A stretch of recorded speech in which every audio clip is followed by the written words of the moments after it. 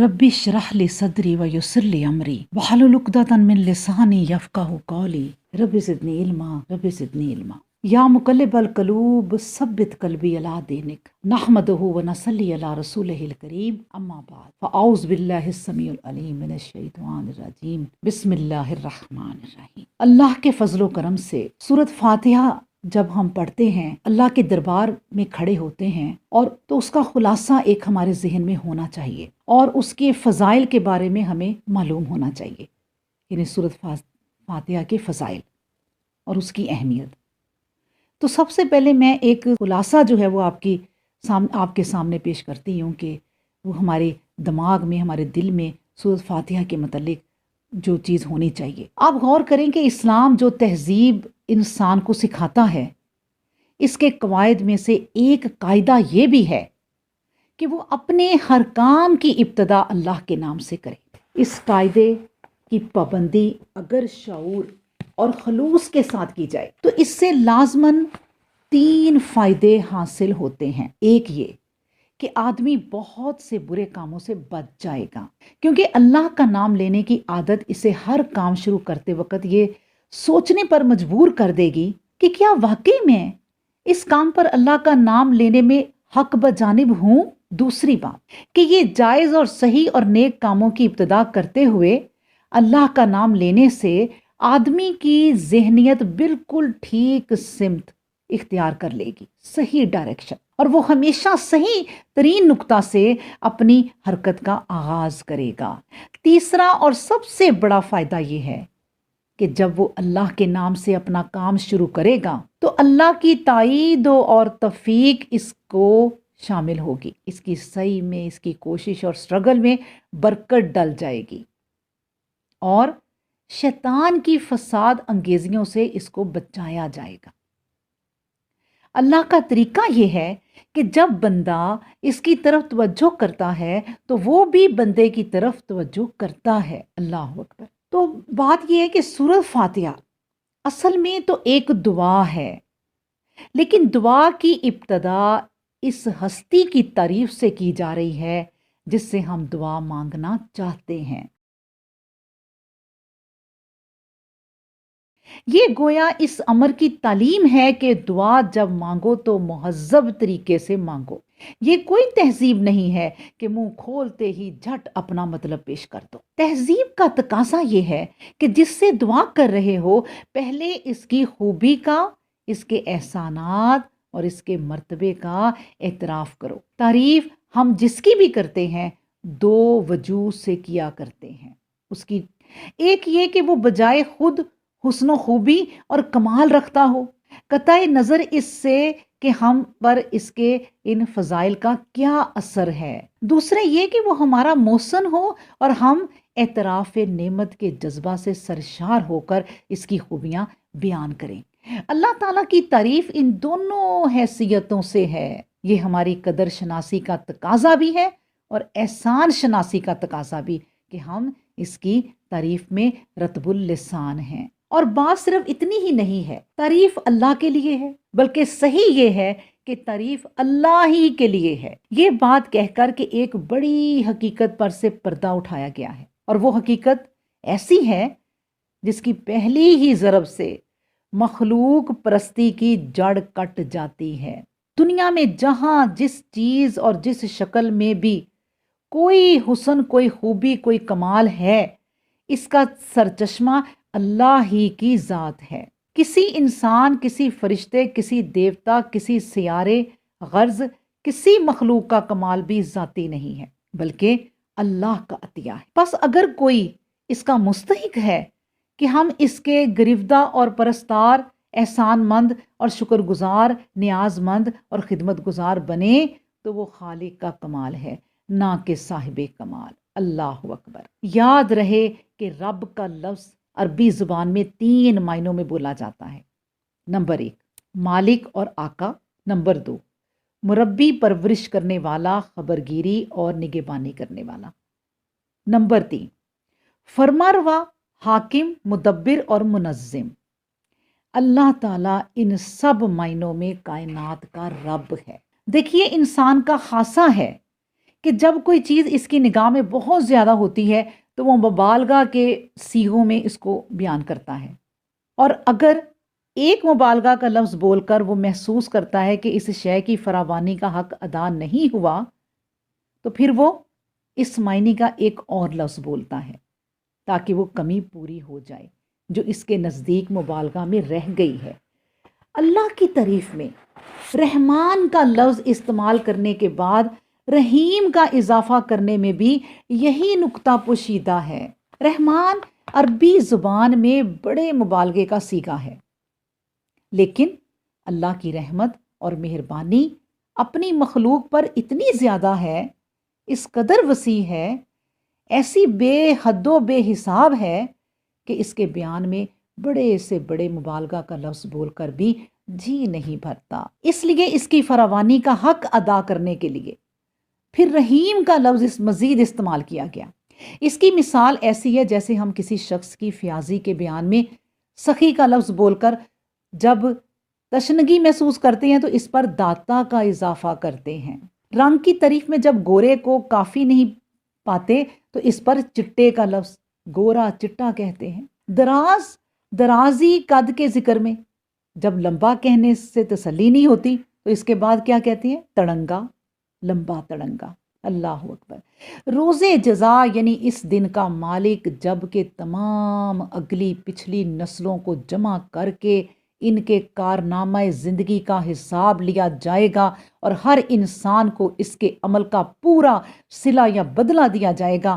اللہ کی تعریف میں رحمان اور رحیم کہنے کے بعد مالک روز جزا کہنے سے یہ بات نکلتی ہے کہ وہ نیرا مہربان ہی نہیں بلکہ منصف بھی ہے، اور منصف بھی ایسا با اختیار منصف کہ آخری فیصلے کے روز وہی پورے اقتدار کا مالک ہوگا، نہ اس کی سزا میں کوئی مزاحم ہو سکے گا اور نہ جڑ میں مانے۔ لہٰذا ہم اس کی ربوبیت اور رحمت کی بنا پر اس سے محبت ہی نہیں کرتے بلکہ اس کے انصاف کی بنا پر اس سے ڈرتے بھی ہیں اور یہ احساس بھی رکھتے ہیں کہ ہمارے انجام کی بھلائی اور برائی بالکل یا اس کے اسی کے اختیار میں ہے۔ اسی طرح عربی کا لفظ بھی عربی زبان میں 3 معنوں میں استعمال ہوتا ہے، پوجا اور پرستش۔ اسی طرح عبادت کا لفظ بھی عربی زبان میں 3 معنوں میں استعمال ہوتا ہے، پوجا اور پرستش، اور نمبر 2 اطاعت اور فرما برداری، نمبر 3 بندگی اور غلامی۔ یہ ہماری عبادت کا مطلب ہے۔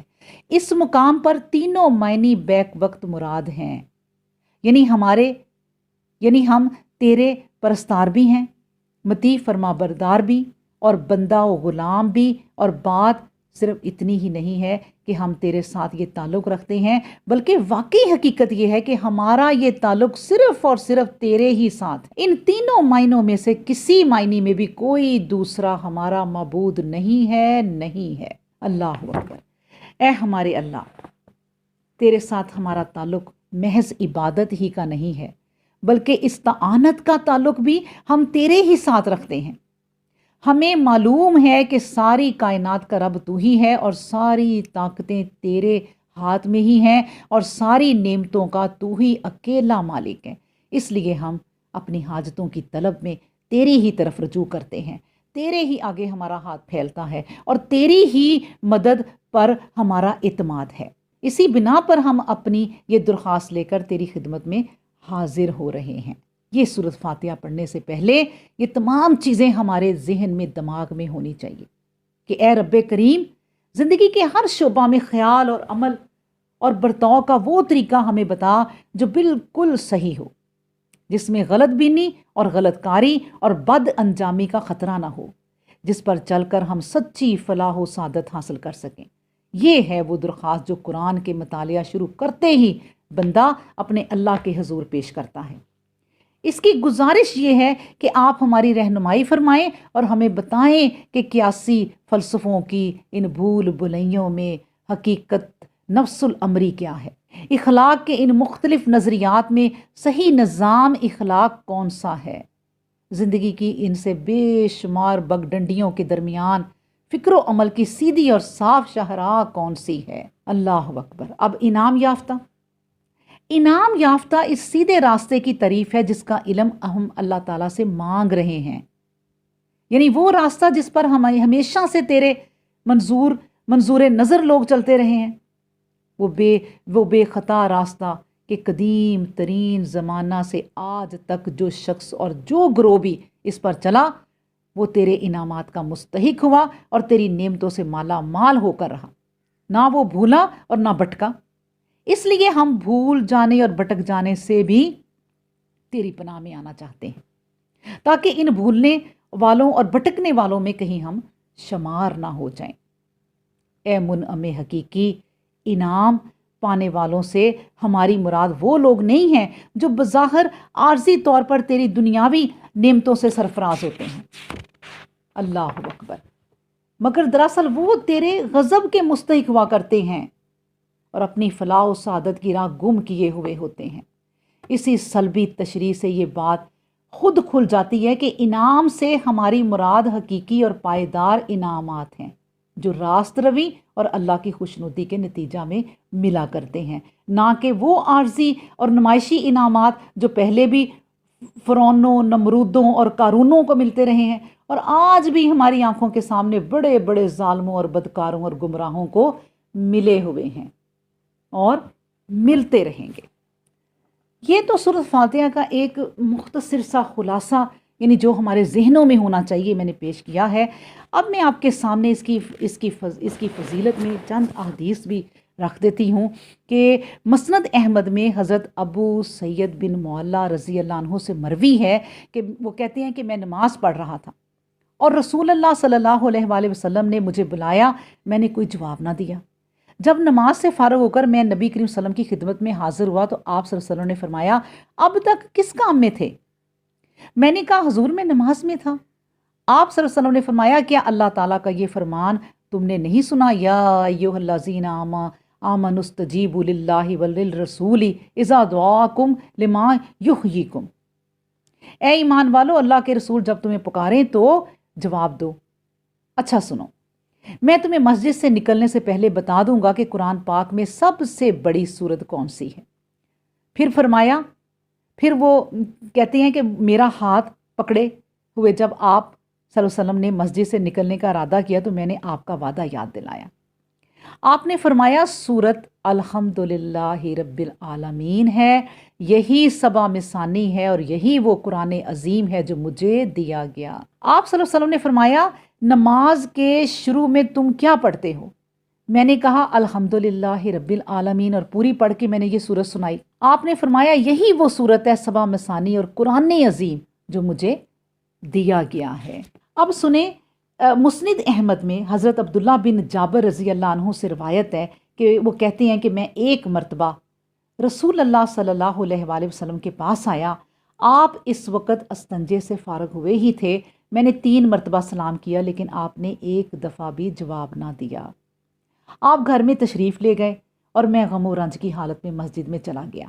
تھوڑی دیر بعد طہارت کر کے تشریف لائے اور 3 مرتبہ ہی میرے سلام کا جواب دیا، سبحان اللہ۔ اور پھر فرمایا، اے جابر بن عبداللہ سنو، تمام قرآن میں بہترین سورت الحمدللہ رب العالمین، اور آخر تک یہ پڑھی نبی کریم صلی اللہ علیہ وسلم نے اور فرمایا کہ یہ ہے، اللہ اکبر۔ اور صحیح بخاری شریف میں، یعنی صحیح بخاری شریف فضائل قرآن میں حضرت ابو سید خدری رضی اللہ عنہ سے روایت ہے کہ ہم ایک مرتبہ سفر میں ایک جگہ اترے ہوئے تھے، ناگہاں ایک لونڈی آئی اور کہا کہ یہاں کے قبیلہ کے سردار کو سانپ نے کاٹ کھایا ہے اور ہمارے آدمی یہاں موجود نہیں، آپ میں سے کوئی ایسا ہے کہ جھاڑ پھونک کر دے۔ ہم میں سے ایک شخص اٹھ کر اس کے ساتھ ہو لیا، ہم نہیں جانتے تھے کہ یہ کچھ جھاڑ پھونک بھی جانتا ہے۔ اس نے وہاں جا کر کچھ پڑھ کر دم کر دیا، اللہ کے فضل سے وہ بالکل اچھا ہو گیا۔ 30 بکریاں اس نے دیں اور ہماری مہربانی کے لیے دودھ بھی بہت سارا بھیجا۔ جب وہ واپس آئے تو ہم نے پوچھا کہ کیا تمہیں جھاڑ پھونک کا علم ہے؟ اس نے کہا، میں نے تو صرف سورۃ فاتحہ پڑھ کر دم کیا ہے۔ ہم نے کہا، اس آئے ہوئے مال کو ابھی نہ چھیڑو، پہلے رسول اللہ صلی اللہ علیہ وسلم سے مسئلہ پوچھ لو۔ مدینہ میں آ کر ہم نے حضور صلی اللہ علیہ وآلہ وسلم سے ذکر کیا۔ آپ نے فرمایا، اسے کیسے معلوم ہوا کہ یہ پڑھ کر دم کرنے کی صورت ہے؟ فرمایا اس مال کے حصے کر لو، میرا بھی ایک حصہ رکھ لو۔ اللہ اکبر۔